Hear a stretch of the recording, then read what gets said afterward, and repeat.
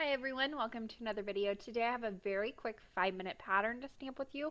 This pattern is perfect for beginner stampers.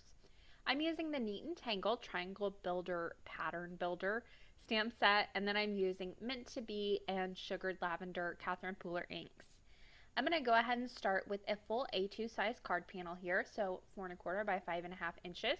I put it in my MISTI horizontally with my creative corners, and I lined up my stamp on the right hand side, making sure that the edge of the stamp was against the edge of the cardstock and it was centered on that side.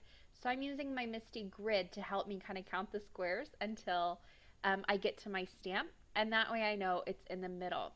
Now I'll also be doing double stamping.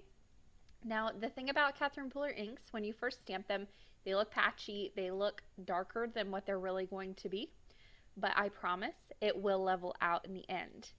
Now to make sure that these are both even and in the exact same spot on both sides, I just flip my cardstock over and I'll stamp right on the other side as well.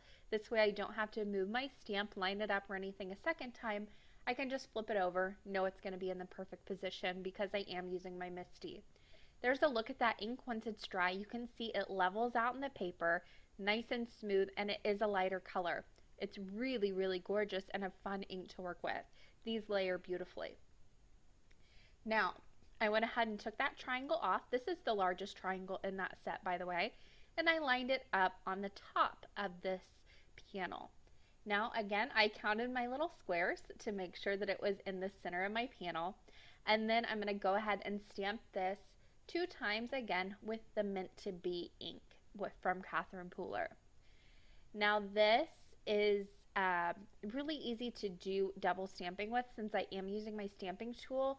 And whenever you're using solid stamping like this, I would highly recommend using a stamp positioner. If you don't have one, that's okay. Just make sure that you get a really good impression the first time, and also you can leave your stamp on your paper a little bit longer to help the ink soak into the paper. I'm going to go ahead and double stamp this other side after I flipped it around as well. And then that's my pattern. It's this gorgeous background ready to go. All I need to do is add a sentiment. I wanted to trim this down a little bit because I did want a little bit of an edge around there, plus my stamps weren't all the way to the edge. So I'm going to go ahead and trim off 1/8 of an inch from each side. That's just going to, I wanted to trim off 1/4 of an inch, so 1/8 of an inch from all the sides will give me 1/4 of an inch all the way around. I'll go ahead and trim off this last little side, and then it's time to stamp my sentiment in the center. So I'm using a Joy Claire stamp set for this. This stamp set is called You Got This. And if you have any questions about colors, inks, the MISTI tool, whatever I'm using, everything is always linked down in the description box below. So stamp sets and all that great stuff. I'm going to go ahead and use the Catherine Pooler Midnight ink. This ink does stain your stamps. That is not a big deal to me because if your stamp stains, that just means you have a good stamp on your hands. So I went ahead and stamped that right in the center where the white space is, and it says You Got This. And then I'm going to stamp on the inside of my card base before I put it together.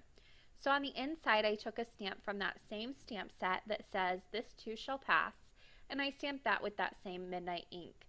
I'm stamping inside an A2 side folding card base that's made with white cardstock. I made this myself. I have a video all about making card bases. I'll link that in the top right hand corner if you are curious. There's a look at that stamp on the inside. It's just a gorgeous little saying there and a gorgeous stamp. Now on the outside of the card, I went ahead and put some double-sided adhesive on my panel. You could pop this up for a little bit more interest. I wanted this to be a little bit easier to go through the mail, so I just put double-sided adhesive on it, placed it onto that A2 card base that I stamped on the inside, and this card is done. I didn't want to add any embellishment to this, but you could always do that with a few enamel accents, nouveau drops, sequins, whatever you want to. But I like to keep, on this one I kept it nice and simple. I love the way this pattern turned out. It was so easy. Altogether, this card took me less than 10 minutes to make, so it was a good one to make multiples of. Thank you guys so much for watching today. On the left side of your screen, there are going to be links you can click on, some more videos if you want to watch those, and also you can subscribe to my channel if you aren't already. If you like this video, you can give me a thumbs up down below. Happy crafting, everyone.